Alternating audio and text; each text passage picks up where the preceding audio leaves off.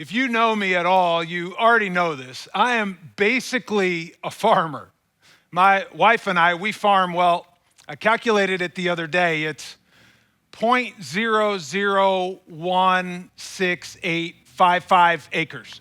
It's 80 square feet. We have a 4x8 garden bed and another 4x8 garden bed and a 1x6 garden bed, and then a bunch of 1 square foot little pots that we farm. And we do all right. We do pretty good. But this last year we had to get honest with ourselves, and we realized that our garden was not producing like it should. And so we didn't know what to do. So what we did was we decided to do a soil test. And so we took samples of our soil, we sent it off, we had it analyzed. They sent it back and they gave us the results of our soil test, and our soil was lacking. And so we had to figure out how we could add some certain nutrients, some nitrogen, some other organic matter to get the garden into a good place. And then we had someone else who recommended that we consider adding another element or practice to our gardening, and that's called no-till gardening. This was new to me, but basically what you do is you take the plants from the previous year, and what I always did in the past was we pulled them out, root and all, and threw them away, right? But no-till gardening is you come in and you take all the plants and you cut them off at the root, but you leave the roots in the garden. And the reason that you do that is because the roots are actually creating an ecosystem underneath the soil where there are different organisms that latch onto those roots so that they can grow and so that they can consume the roots that are now dying. And as it decays, it actually becomes food for future growth, and it becomes food for the future health of your garden. Not every garden's the same, but there are elements of every garden that are. In our lives, spiritually, and especially as we've been talking about what it means to experience genius in different areas of our lives and our spiritual growth, there's no one size fits all, right? But there are elements for each of us that are consistent that we need to grow. And I believe discovering your genius is the same. We don't all have the same genius, but there are all elements of genius that are within each of us. And there's elements of your genius that I can learn from. There's elements of my genius that you can learn from. And we all grow together as we understand each other's genius. So last week, Pastor Mark kicked this series off by talking about where our genius comes from. And he laid out this image that was just beautifully diagrammed. And it shows how our genius comes from our history and from our personality and from our passions, and where all of these intersect and our giftings, and where they intersect is where we find our genius. And so last week we studied the life of Joseph, who is the son of Jacob, and looked at Israel and how Israel and Egypt, two nations, trajectory was changed because of Joseph leaning into his genius through suffering and discovering an emotional intelligence that changed everything. Speaking of Jacob, who was Joseph's father, I have a personal announcement to make. And that is, Jacob, I'm coming for you. We are so excited to announce that I'm having my 5th child. Can you believe that? Number 5, I've got 3 boys, and we just found out we're having our 2nd girl. So excited about that. And Jacob, I'm coming. I don't know if I'm going to hit 12 though. So hopefully 5 is it, but here we go. Hey, I want to continue to dive in today. We looked in the Old Testament last week. I want to look in the New Testament at the Apostle Paul and uncover a genius in him that I think is often overlooked and undervalued in all of our lives, and especially in Paul. And that is the genius of vulnerability. The genius of vulnerability. We often view vulnerability as a weakness, and it certainly can be. But it's only a weakness if it's not used as a tool that moves us forward in our spiritual journey, in our personal journey toward wholeness and wellness. You see, it's a critical component of the healthy ecosystem of the soul, of the mind, and of the emotions. Vulnerability with your insecurities, with your triggers, with your anxieties, with your doubts and your fears. Vulnerability with your anger and what makes you angry. And I'm going to lay it out right from the beginning here. There is a high probability that there is an area in your life right now where you need to get vulnerable.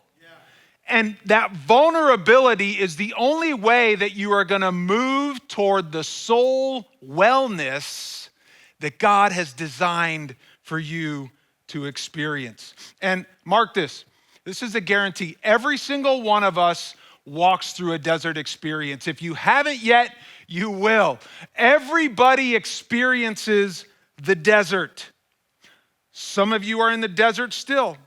But here's the thing, if you don't do the desert well, you won't do the promised land well. And some of you are in the promised land and you can resonate with that because you know what? Even though you're in the promised land, you're still not finding contentment and the joy that you know is available, that your soul longs for because you're created to experience that and you're not. And there's a realization that, you know what? Maybe there's some desert stuff that wasn't dealt with that only can be discovered and worked through and brought to wholeness through your willingness to be vulnerable. Yeah.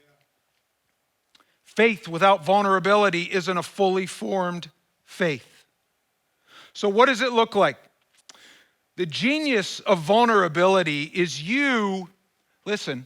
the genius of vulnerability is you accepting agency over what you have experienced, what has been done to you, what you think about yourself, and what you have experienced, and using that, taking it through vulnerability to a place of wholeness and health. And so, healthy vulnerability includes 5 things that I want to look at today in no certain order and in no certain quantity, and it's certainly not a complete list, but these 5 things are critical for us to be able to experience healthy vulnerability and to learn from the Apostle Paul, who lived out with a healthy vulnerability.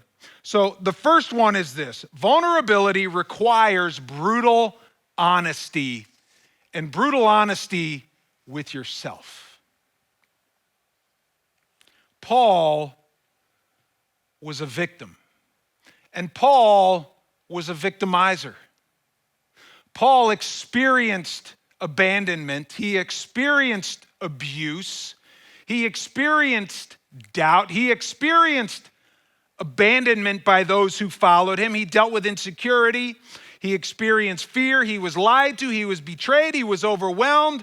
But Paul modeled honesty with himself. Romans 7:15, he talks about his inner struggle with self, with sin, right? When he said, I do what I don't want to do, and what I want to do, I don't do. He exposed what that struggle was in itself and was honest about it. 2 Corinthians 12:7, he opens up about his thorn in the flesh and his struggle with it. And he was honest. He talked about how it annoyed him. He talked about how it bothered him and how he asked God to take it away. And what did God do? We know the passage. It says that God said to him, my grace is sufficient for you. He didn't take it away, but Paul was honest about it. And you know, the thing that keeps frustrating you in your life, the thing that keeps bothering you, isn't the thing that's the problem. It's the thing beneath the thing that is most likely the issue. And until we step back and get really honest with ourselves, we cannot become a healthy ecosystem. Because facts, the only person you can't escape is you. Right. And you'll never be able to lead yourself well if you continue to lie to yourself, to ignore the things that keep popping their head up. And there is one common denominator in every bad decision I've ever made, and that's me. It's the common denominator with everything that we've experienced, and I must be willing to make the commitment to myself that I will be brutally honest with myself no matter how much it hurts. Honest about my hurts, my wounds from others, honest about my insecurities, honest about the hurts that I've caused in others, honest about the hard conversations I've avoided, the controlling experiences I've had, the times I've bailed on situations and people. And this is scary. I mean, this is real. Getting into this place of honesty is difficult, but you can't heal what you don't reveal. You can't get there. And I love the learning zone model. It shows this image of starting. We start in the place of comfort, right? And the most outer circle is the grow. But in order to get to grow, you have to go through the first phase, which is fear. You always have to step into the fear zone to get to the learning zone, to get to the grow zone. But you will never get to that space of growing and that experience of growing unless you're willing to deal with some of the fears that are there and expose the fears and the hurts and the doubts and even the trauma. But then what needs to happen is in that moment, we need to become curious about it. Start asking the question, why is this here? Why does it hurt me to be honest with myself, to be honest about my insecurities? And you know what? When we start getting honest about asking those questions about our traumas, about our fears, about our insecurities, you know what always happens? Others pop up. Because, right? Life would be great if it wasn't for all the people. Can I get an amen? No, don't say amen to that one. But seriously, when we realize that a lot of our insecurities and when we begin to look at the thing below the thing as to why something bothered us, it's usually not the person that we're dealing with in that moment. It's usually a past experience with somebody, a trauma. All those things have to do, we find other people there, their words, their actions, their perceptions of us, and even our perceptions of what their actions said about us. But you can't get to that unless you start with brutal honesty. And then number two, when you get to that, the second phase of healthy vulnerability is ferocious forgiveness over and over and over again. Paul, who was thrown in prison, abandoned by disciples, his motives were questioned by the Philippian church. He was beaten to the point that they thought he was dead. Talk about trauma. This guy had to have some serious trauma. And yet he writes in 2 Corinthians 2:10, forgive one another as your Father has forgiven you. He writes again, same thing, Ephesians 4:32. He writes it again in Colossians 3:13. Over and over again, Paul models what vulnerability looks like. And part of that is forgiveness. Steve Carter wrote an amazing book that's helped me with framing even some of these thoughts today. The book is actually called The Thing Beneath the Thing. I'd encourage you to get this book, but he actually breaks the thing into an acrostic, and I think it's a key piece of understanding healthy vulnerability. And so each letter of thing represents something. So T stands for trigger. The trigger is the setup that sets you off. The setup that sets you off. And then when that happens, H, hideouts. Hideouts are where you go to hide from the pain. Some of us, we all have our different hideouts, right? Some of us hide out into food. Some of us hide out into music. Some of us hide out into entertainment. Some of us hide out into a glass of wine or a glass of bourbon. What is the hideout? Is it some form of escapism, some form of protection?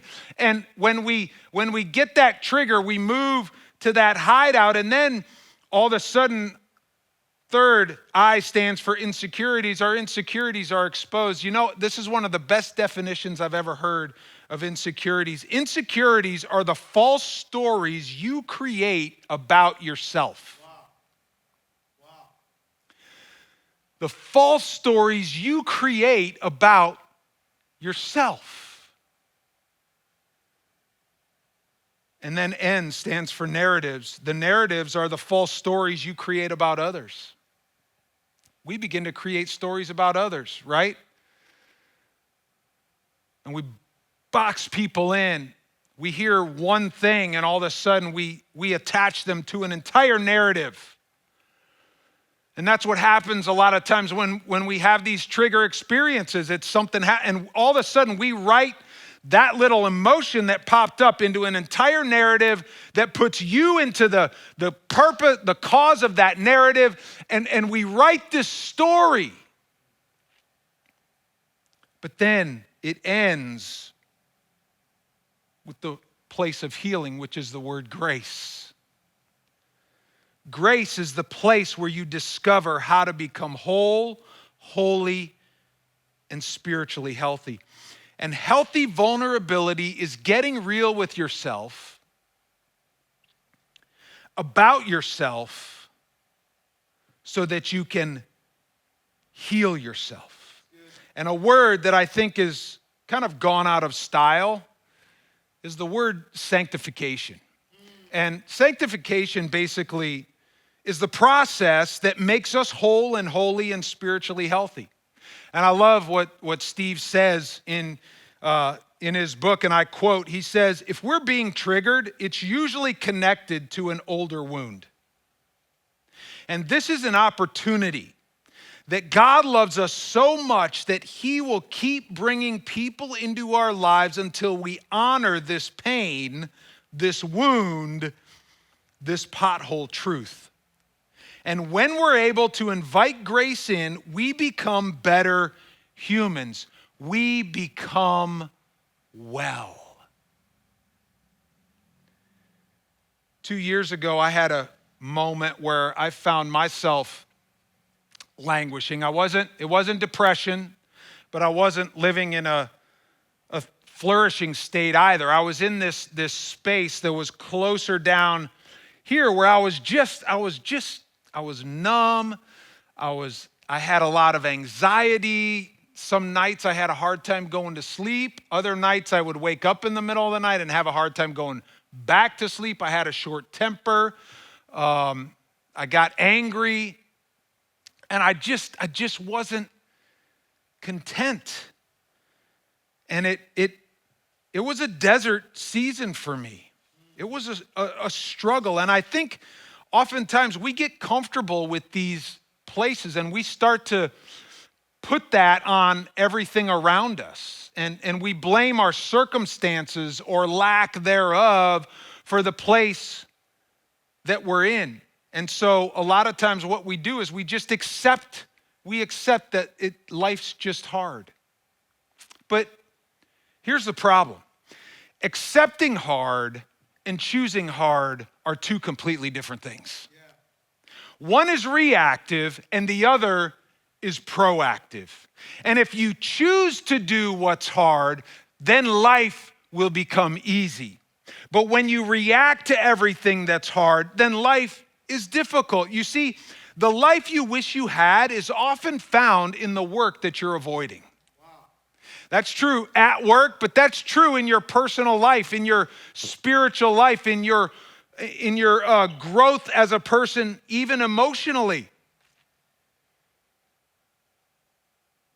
And so the hard work is the work of honesty. It's the work of forgiveness. Like we're talking, and forgiveness, here's the thing. Forgiveness is not about the other person. This is one of the biggest misnomers, miscommunications, misunderstandings of what forgiveness is. Forgiveness is all about you. You have control over it. And I'm telling, unforgiveness is like an acid that eats its own container. Yeah. So do yourself a favor and forgive. Stepping into forgiveness is all about you moving into a place of healing. We have to realize so much of our insecurity and our triggers include the deep work of identification and forgiveness. And I know there's so many layers to this, and most of the time we're gonna need help to walk through this. It might be the help of a book, it might be the help of a class or a course. It might be the help of a counselor. And I've tapped into all of these at different points in my life. But here's my point. This is what I want you to understand. No matter what your trigger is or your trauma is that you've experienced, you can be healed. Yes. You can forgive. You can. It is within you through Christ to move into a place of wholeness, of health, of wellness, and of healing. And I know it's hard to imagine, especially I cannot say that I've experienced the trauma that you've experienced, just like you haven't experienced some of the traumas I have, or the insecurities I deal with, or the doubts, or all the things, right? We're all our own little garden, our own little ecosystem that needs to grow and become healthy. I get that. But the fact is, you can find wellness, and the ecosystem of your soul can become well. And you may even need to experience some of that no-till gardening in who you are, in past experience, in those things that there's some things in your life that used to produce that aren't anymore, and they need to be cut off. And there's some things in your life that were difficult experiences, but you know what? The roots of that, as they decay, can become a healthy component of you growing and moving forward. Why am I even talking about this? Because I think all of us have some area of our life where we are living from hurt, from a wound, from an insecurity. Yeah. And when it pops up through a short temper, through a sharp word, through a moment of needing to escape, maybe a breakdown, we don't take advantage of that moment to be vulnerable with ourselves. We just brush it off as it's your fault because you pushed me, because you triggered me, right? Because you created the environment for me to respond to that. And what we need to do is get curious in that moment, get vulnerable in that moment, and go, what's going on underneath? Why did I just do that with my kids, with my spouse, with my parents, with my teacher, with my friends at school? What is it? What's going on here? And you see, it steals from us the ability to live from wholeness and wellness, which then perpetuates the problem. Can I invite us all to own that vulnerability? Whew. All right, let's just take a step back. Maybe we need a little comic relief here. I don't know. In fact, you know what? I brought something to kind of help us out to reframe everything. Pastor Mark gave us such an amazing Venn diagram of genius, and I found this one online that you got to check out. I love this. It has the things I like, the things I'm good at, the things that make money, and then the things I actually do. This is the Venn diagram I think we can relate to, right? Or maybe you guys got the genius one down. So, hey, I think it works.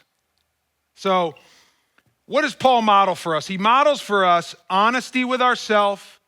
He models for us forgiveness. And Paul models through a genius of vulnerability, a recovered identity.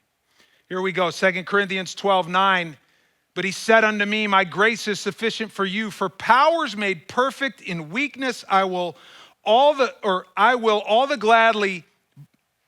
more gladly boast of my weakness, that the power of Christ may rest on. Paul is identifying here with Christ. Galatians 2:20, I have been crucified with Christ, and I no longer live, but Christ lives in me. He's identifying with Christ. Philippians 3:10, that I may know him and the power of his resurrection and share in his sufferings, becoming like him in his death. 1 Corinthians 13:10, now I know in part, then I shall know fully as I am fully known.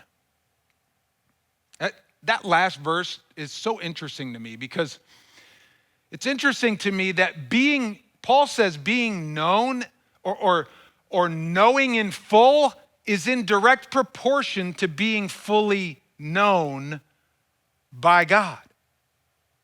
You see, vulnerability has to do with being known, and you can only know as you are known by God.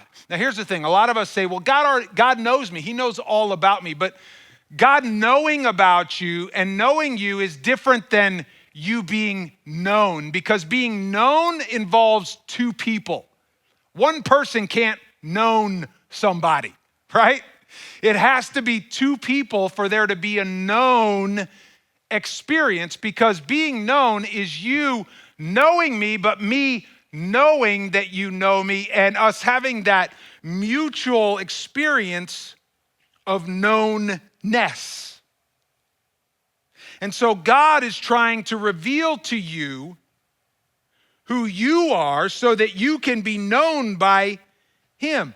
When I went through my own desert experience into the hard work of vulnerability and uncovering the thing beneath the thing, and I began to find these insecurities, and I was like, why do I feel that? And I began to uncover the insecurity, and I tied it to conversations, I tied it to experiences that I had, and I tied it to what somebody said to me, and now every time that I have that experience, I repeat that narrative over myself. I speak those words back, or I listen to myself saying these things about myself. And so when I went through this work of vulnerability, I began to discover who my Creator saw me to be. And then I began to see myself in that light, and it began to transform. As I was known by God, I knew who I was. As I was known by God, I knew who I was, and it wasn't the first time. I was coming home to who I had always been, but I hadn't been there in so long that I forgot who I was. And being known by God in those moments revealed to me and helped me come back to a recovered identity of who I was created to be. You see, God knew me before I even knew me. The scripture says that he knew me before I was even formed in my mother's womb. And it is only through experiencing the knownness of God that you can know who you truly are. And it was an identity that I had let others steal because of what they said or did or made me feel about myself. And then I kept listening to that narrative over my life and my identity. And that's when I realized I needed to stop listening to myself and start talking to myself. And I needed to tell myself what I knew that God knew about me. And I don't know who this is for today, but somebody needs to tell themselves something that God says about them. You need to tell yourself, Isaiah 54, no weapon formed against me shall prosper. You need to tell yourself, Psalm 18, the Lord is my rock and my fortress and my deliverer. You need to tell yourself, Psalm 20, some trust in chariots and some trust in horses, but we will trust in the name of the Lord. You need to tell yourself, Romans 8:37, we are more than conquerors through him who loved us. You need to tell yourself, I can do all things through Christ who strengthens me. You need to tell yourself, Job 13, though he slay me, yet will I trust in him. You need to tell yourself, Psalm 27, the Lord is my light and my salvation. Whom shall I fear? The Lord is the strength of my life. Of whom shall I be afraid? Somebody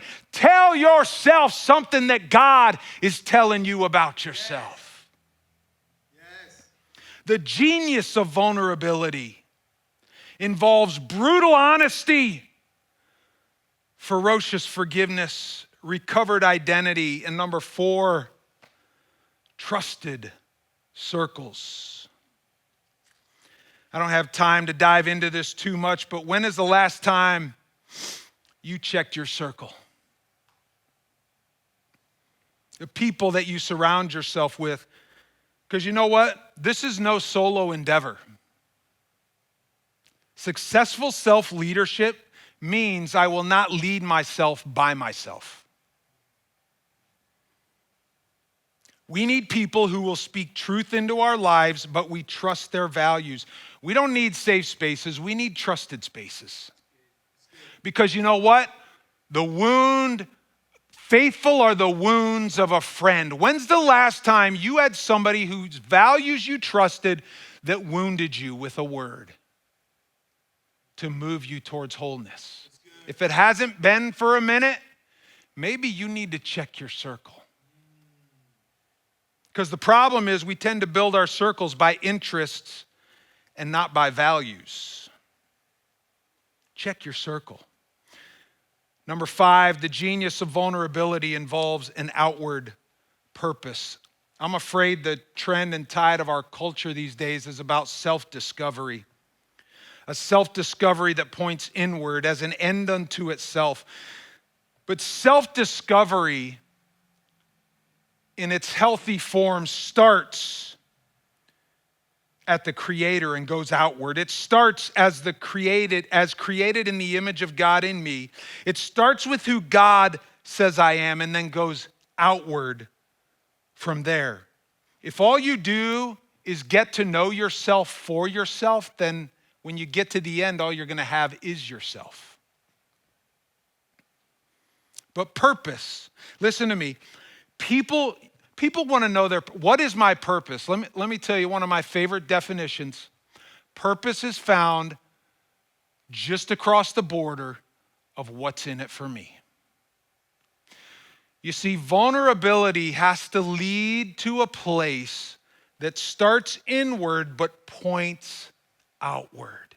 This is not self-discovery for self's sake. This is self-discovery of who God says I am for others' sake. That was the model that Jesus lived for us. And that is the invitation today. Purpose isn't necessarily something pretty either. And I'm going to invite Pastor Chris to come and prepare to lead us in a closing song. But if we go back to 2 Corinthians 12, we talked about this. It said Paul asked for God to remove the thorn in the flesh. But you know what he said? God didn't take it away, but rather, what did he do? He said, my grace is sufficient for you.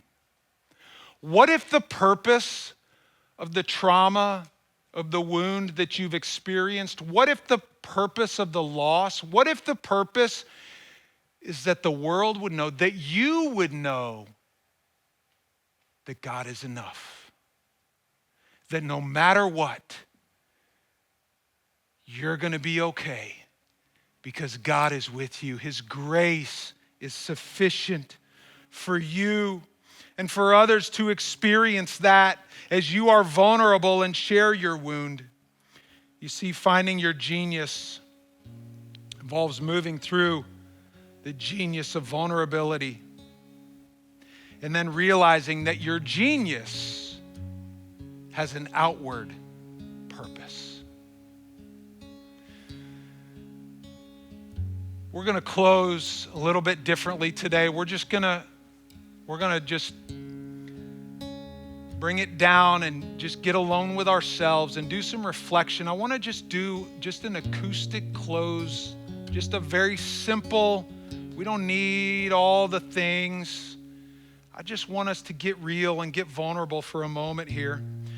So we're going to close with a reflective song, and there's a line in the song that says this: I was found before I was lost. I was yours before I was not. And the invitation today is to come home.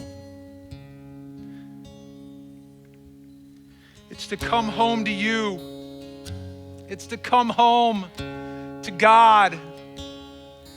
It's to come home to the you that He knew before you were even known. But it's to become known in that. It's to come home to your soul.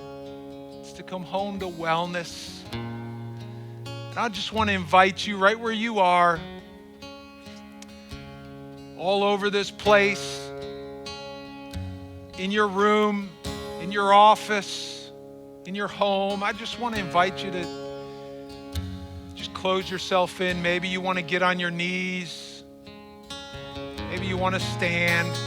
But would you just posture yourself right now and take the step that you need to take to begin to move into some vulnerability and come back to God, come back to who He's created you to be.